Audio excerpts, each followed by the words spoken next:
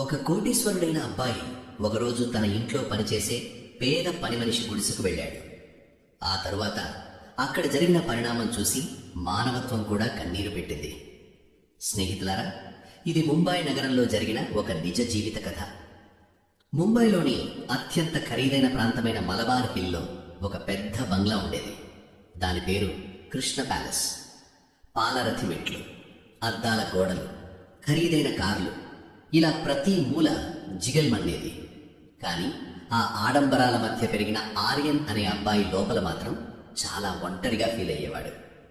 ఆర్యన్ కోటీశ్వరుడైన వ్యాపారవేత్త విక్రమ్ మెహ్రాకు ఒక్కగానొక్క కొడుకు. అతనికి డబ్బుకి లోటు అంటే ఏమిటో అసలు తెలియదు. చిన్నప్పటి నుంచి ఏది కావాలంటే అది అడగకుండానే చేతికి వచ్చేది. ఖరీదైన స్కూళ్ళు, విదేశీ బట్టలు, లగ్జరీ కార్లు, క్లబ్బులు, పార్టీలు అన్నీ అనుభవించాడు. కానీ వాళ్ళ ఇంట్లో పనిచేసే వాళ్ల ప్రపంచం మాత్రం దానికి పూర్తి భిన్నంగా ఉండేది. వాళ్లలో ఒక అమ్మాయి గౌరీ. దాదాపు 22 వయసున్న ఆ సన్నటి అమ్మాయి ఎప్పుడూ సాధారణ బట్టలు వేసుకుని తలదించుకుని పనిచేసుకుంటూ ఉండేది. రోజూ పొద్దున్నే అందరికంటే ముందు వచ్చేది. సైలెంట్గా ఇల్లు ఊడ్చి తుడిచేది, అంట్లు తోమేది, బట్టలు ఉతికేది. ఎవరితోనూ పెద్దగా మాట్లాడకుండా సాయంత్రం కాకముందే ఇంటికి వెళ్ళిపోయేది. ఇంట్లో మిగతా పనివాళ్లు ఆమెను అటపట్టించేవారు. కొన్నిసార్లు తిట్టేవారు, కొన్నిసార్లు తమ పనులను ఆమె మీదకు తోసేసేవారు. కానీ ఆమె ఎప్పుడూ ఎవరికీ ఫిర్యాదు చేయలేదు.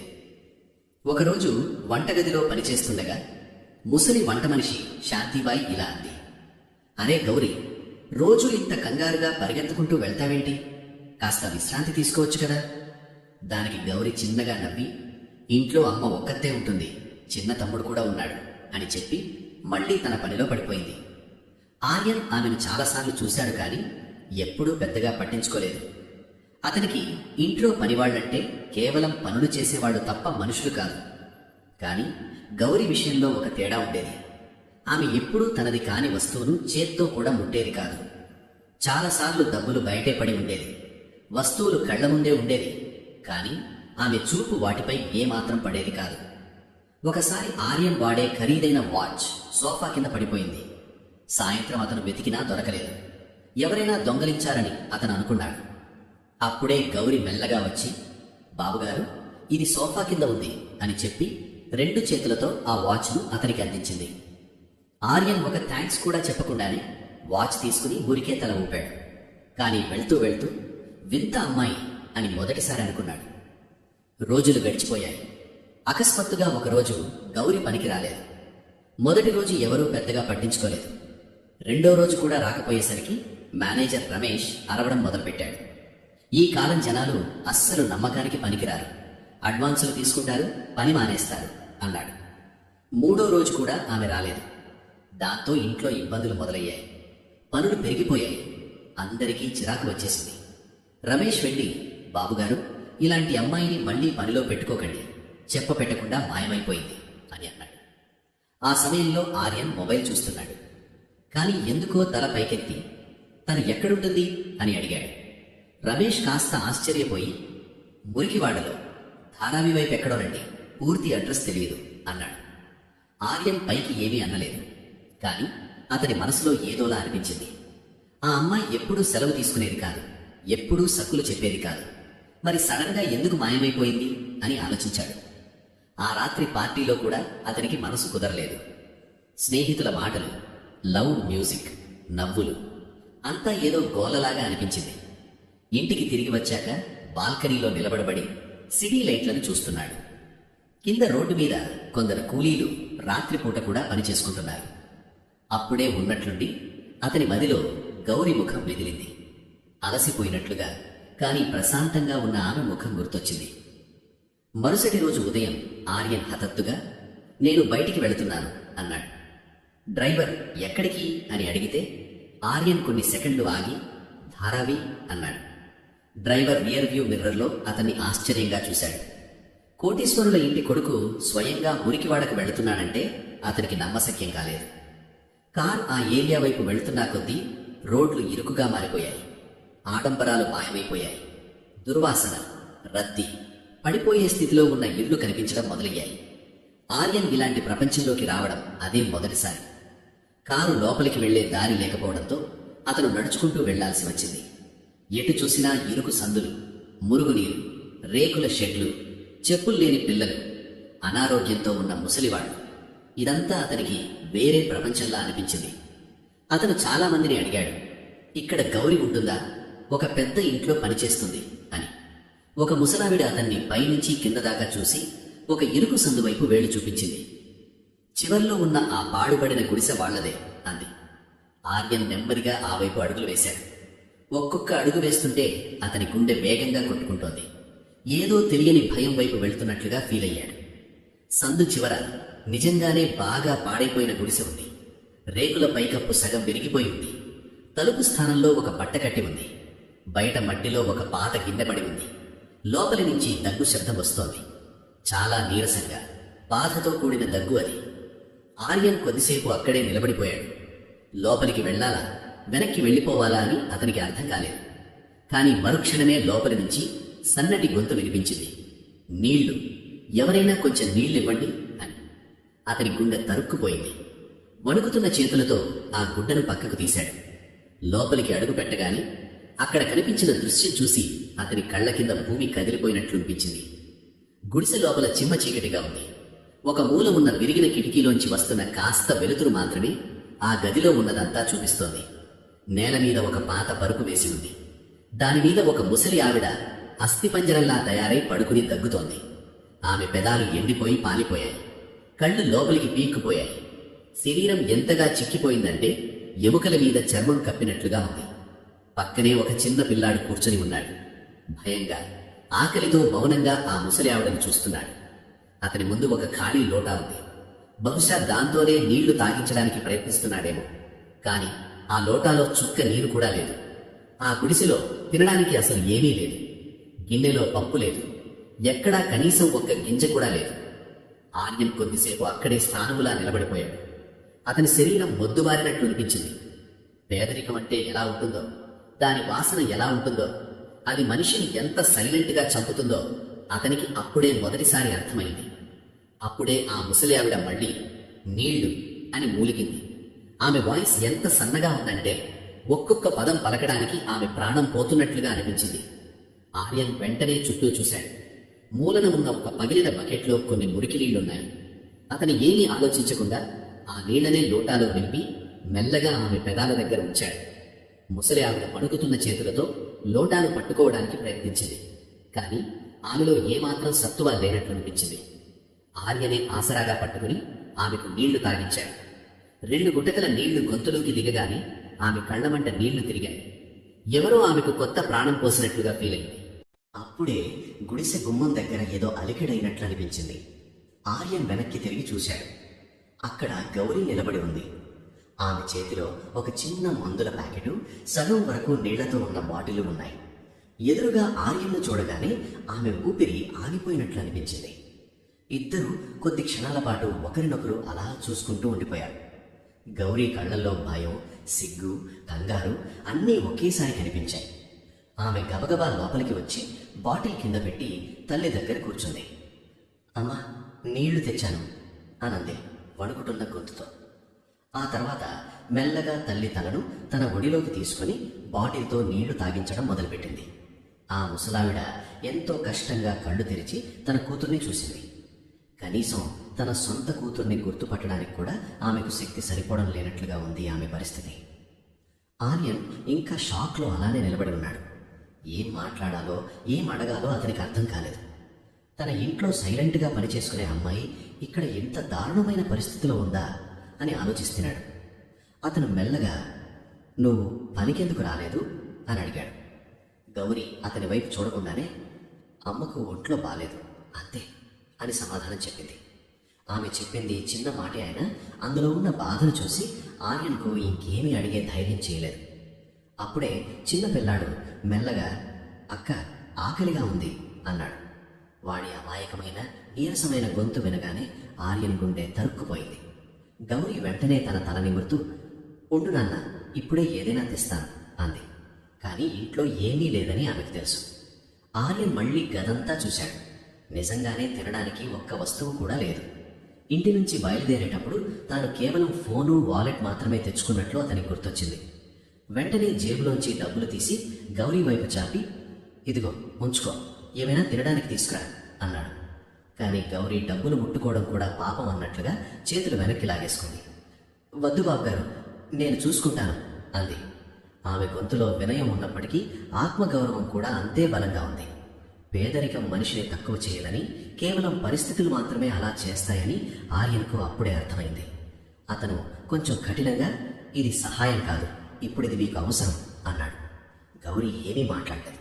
ఆమె కళ్ళల్లో కన్నీళ్లు నిండాయి. అయినా సరే ఆమె డబ్బులు తీసుకోలేదు. అప్పుడే ముసలావిడ నీరసంగా, తీసుకో తల్లి, పిల్లాడు ఆకలితో ఉన్నాడు అంది.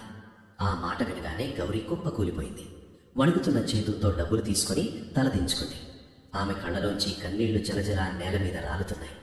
ఆ కన్నీటి చప్పుడు గదంతా ప్రతిధ్వనిస్తున్నట్టు ఆర్యన్కు అనిపించింది.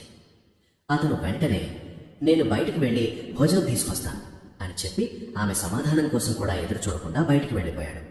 సందులోకి రాగానే అతనికి ఊపిరి పీల్చుకోవడం కూడా కష్టంగా అనిపించింది. కొద్దిసేపటి క్రితం వరకు తానున్న ప్రపంచం ఇప్పుడు చాలా దూరంగా అనిపించింది. దగ్గరలో ఉన్న షాప్కి వెళ్ళి దొరికినవన్నీ కొనేశాడు. బియ్యం, పప్పు, పాలు, బ్రెడ్, బిస్కెట్లు, పండ్లు, మందులు అన్నీ తీసుకున్నాడు. అంత ఖరీదైన బట్టలు వేసుకున్న అబ్బాయి ఈ మురికివాడలో ఎన్ని వస్తువులు ఎందుకు కొంటున్నాడా అని షాపువాడికి కూడా ఆశ్చర్యమైంది.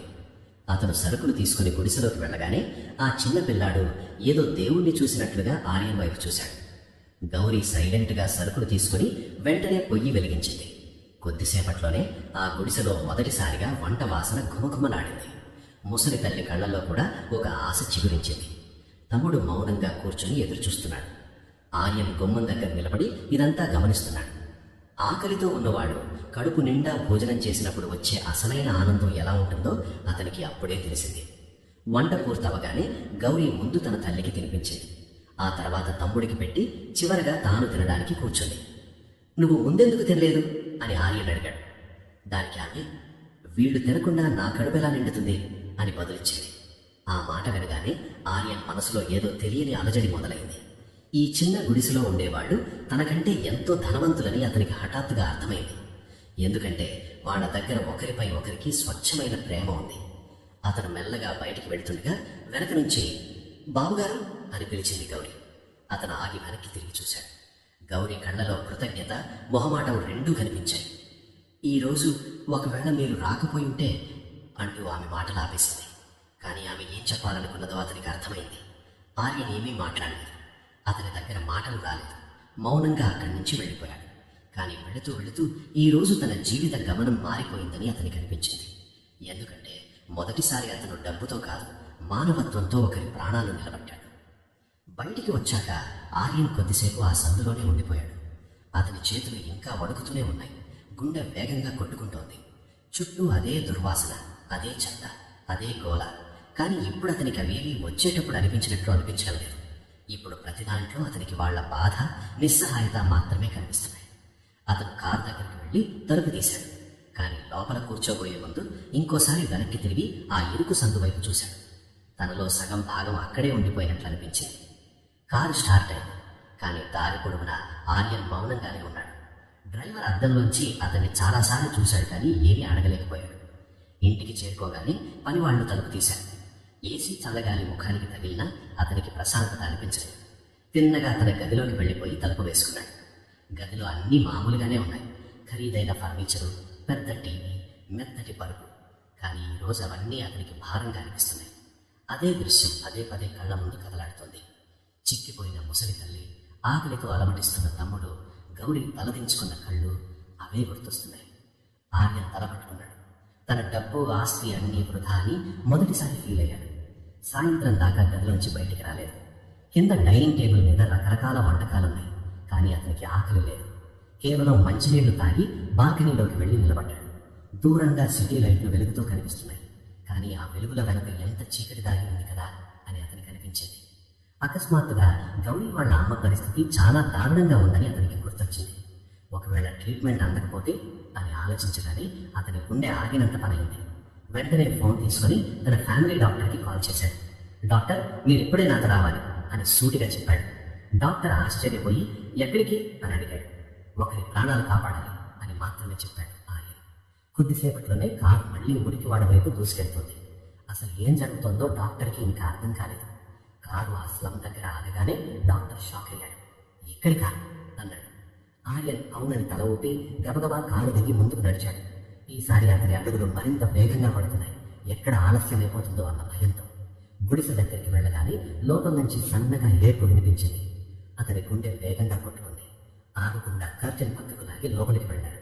లోపల పరిస్థితి మరింత దయనీయంగా ఉంది. గౌరీ తల్లి దగ్గర కూర్చొని ఏడుస్తోంది. తమ్ముడు మౌనంగా మూలకి కూర్చున్నాడు. ముసలావిడ శ్వాస చాలా వేగంగా ఆడుతోంది. ప్రతి శ్వాస చివరిదేమో అన్నట్లుగా ఉంది. ఆర్యన్ వెంటనే డాక్టర్ను లోపలికి పిలిచాడు. డాక్టర్ సమయం వృధా చేయకుండా నాడి పట్టుకొని చూశాడు. కళ్ళు చెక్ చేశాడు. వెంటనే తన బ్యాగ్లోంచి ఇంజెక్షన్ తీశాడు.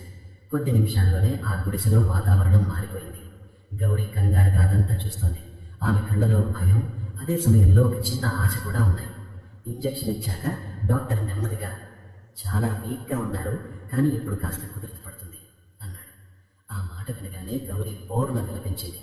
తల్లి చేతులు పట్టుకుని దేవుణ్ణి తలుచుకుంటూ ఏడ్చింది. తమ్ముడు కూడా వచ్చి ఆమెను హత్తుకున్నాడు. ఆర్యన్ మూల నిలబడి ఇదంతా చూస్తున్నాడు. ఇదంతా తన సొంత వాళ్ళకి అలా జరిగినంతగా అతను బాధపడ్డాడు. డాక్టర్ కొన్ని మందులు ఇచ్చి ఖచ్చితమైన స్వరంతో, సరైన సమయానికి తిండి మందులు ఇస్తే కోలుకుంటారు, లేకపోతే అని మాట మధ్యలోనే ఆపేశాడు. కానీ ఆయన చెప్పదలుచుకున్నది అందరికీ అర్థమైంది. ఏం కావాలన్నా నేను చూసుకుంటాను అని ఆర్యన్ వెంటనే బదిలించాడు. ఈ అబ్బాయి ఇక్కడికి ఎందుకు వచ్చాడో అప్పుడే డాక్టర్కి అర్థమైనట్లుగా ఆయన ఆర్యన్ వైపు చూశాడు. డాక్టర్ వెళ్ళిపోయాక గుడిసెలో కొద్దిసేపు నిశ్శబ్దం అలుముకుంది. గౌరీ కన్నీళ్లు తుడుచుకొని నెమ్మదిగా, మీరిదంతా ఎందుకు చేశారు బాబుగారు అని అడిగింది. ఆమె వాయిస్లో ఆశ్చర్యంతో పాటు ఏదైనా ఆశిస్తున్నారా అన్న భయం కూడా ఉంది. ఆర్యన్ కొద్ది క్షణాలు మౌనంగా ఉండి, ఎందుకంటే సహాయం చేయడానికి ఎవరో ఒకరు ఉన్నారు కదా అన్నాడు. ఆ మాటలు చాలా సింపుల్గా ఉన్నా అందులో నిజాయితీ ఉంది. గౌరీ తొలిసారిగా అతని కళ్ళలోకి సూటిగా చూసింది. బహుశా మొదటిసారి ఆమెకు అతను కేవలం ఒక యజమానిలా కాకుండా మంచి మనిషిలా కనిపించాడు. అప్పటికే రాత్రి అయిపోయింది. గుడిసె బయట చీకటి కమ్ముకుంటోంది. కానీ లోపల మాత్రం ఒక చిన్న ఆశ దీపం వెలుగుతోంది. ఆర్యన్ వెళ్ళడానికి బయలుదేరగానే చిన్న తమ్ముడు నెమ్మదిగా అతని దగ్గరకు వచ్చి చెయ్యి పట్టుకున్నాడు. వాడి కళ్ళల్లో ఎంతో అమాయకత్వం ఉంది. అన్నయ్య, రేపు కూడా వస్తావా అని చాలా మెల్లగా అడిగాడు. ఆ మాట వినగానే ఆర్యన్ గుండె బరువెక్కింది. ఎవరో తనను సొంత మనిషిలాగా దగ్గరికి తీసుకున్న ఫీలింగ్ కలిగింది. అతను చిన్నగా తల ఊపి, అవును వస్తాను అన్నాడు. పిల్లాడి ముఖంలో తొలిసారిగా చిరునవ్వు కనిపించింది. ఆర్యన్ బయటకు నడిచాడు. కానీ ఈసారి అతని అడుగులు చాలా తేలిగ్గా పడుతున్నాయి. చేతులు ఖాళీగా కాదు, ఎంతో విలువైనదేదో తీసుకువెడుతున్న భావన అతనికి కలిగింది.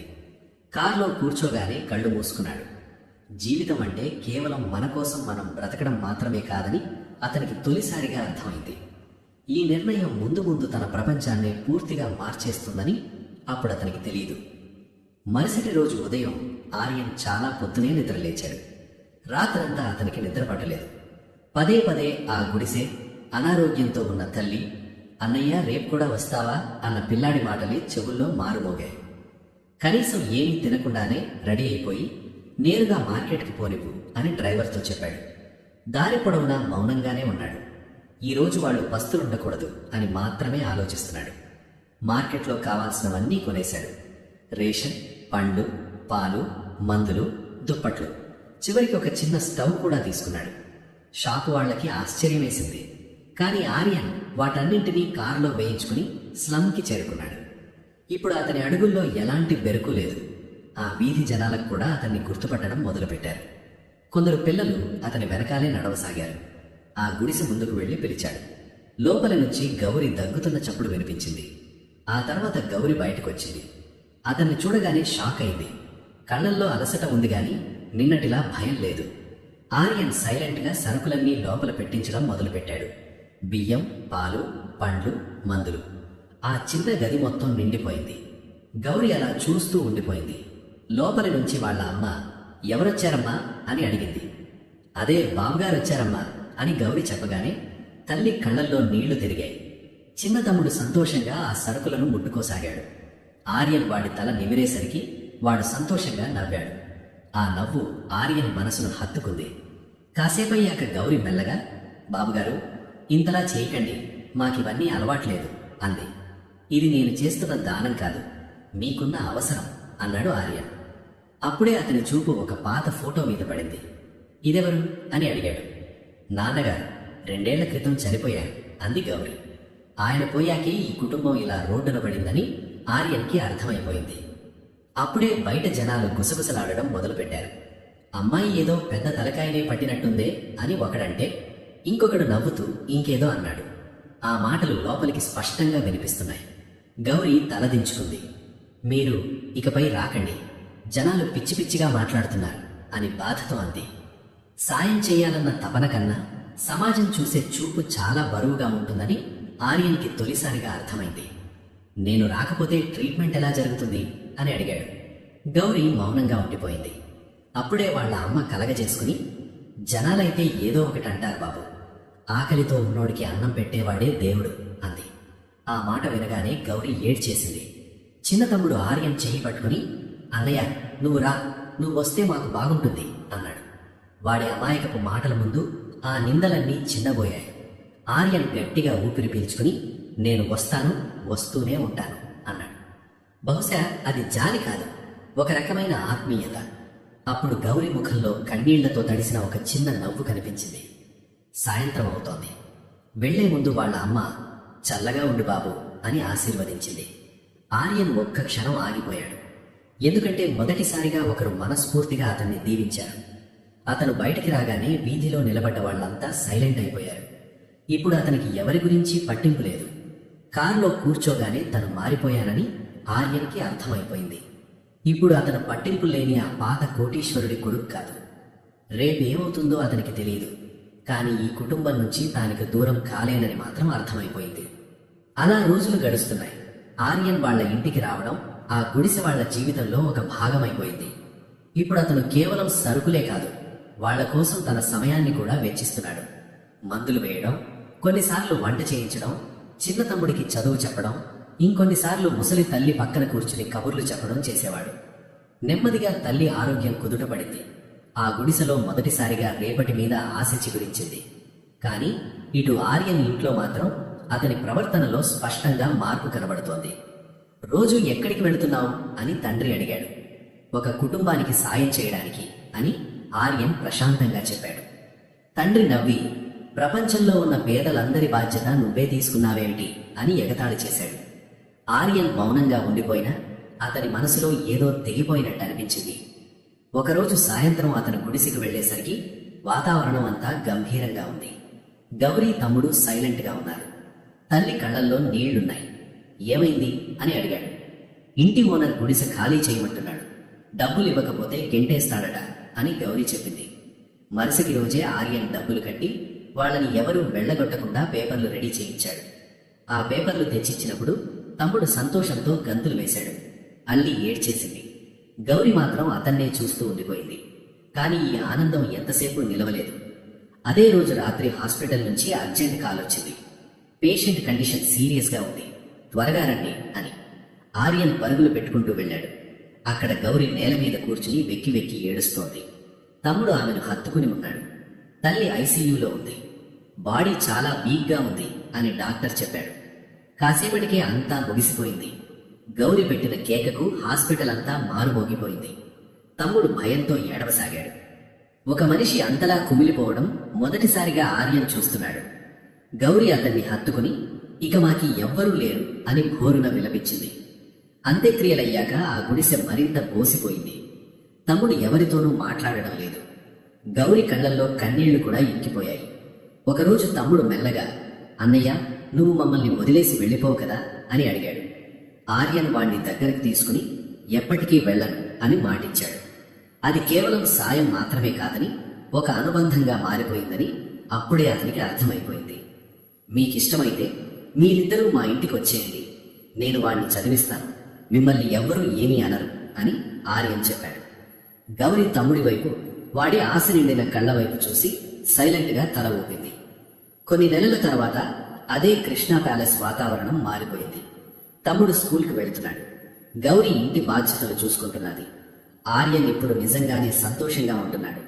ఒకరోజు బాల్కనీలోంచి కింద ఆడుకుంటున్న పిల్లాడిని చూసి చిరునవ్వు నవ్వాడు.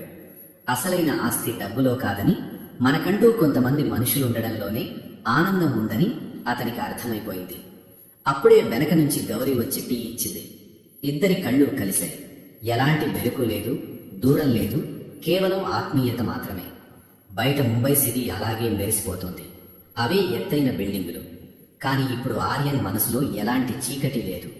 ఎందుకంటే కోట్ల రూపాయలు నేర్పలేని మానవత్వమే అతిపెద్ద సంపద అనే ఒక జీవిత సత్యాన్ని ఆ పేద పని మనిషి గుడిసె అతనికి నేర్పింది.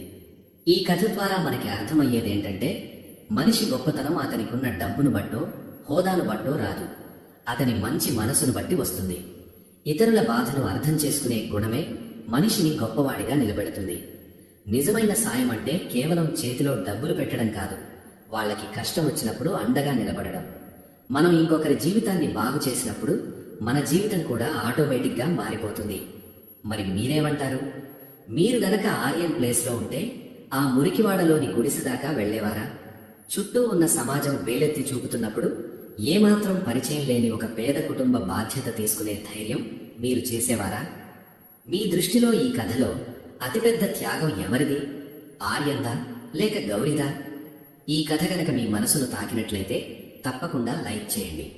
మానవత్వాన్ని చాటి చెప్పే ఇలాంటి నిజ జీవిత, మనసును హత్తుకునే భావోద్వేగభరితమైన కథల కోసం ఇప్పుడే మా ఛానల్ని సబ్స్క్రైబ్ చేసి బెల్ ఐకాన్కి ఆల్లో పెట్టుకోండి.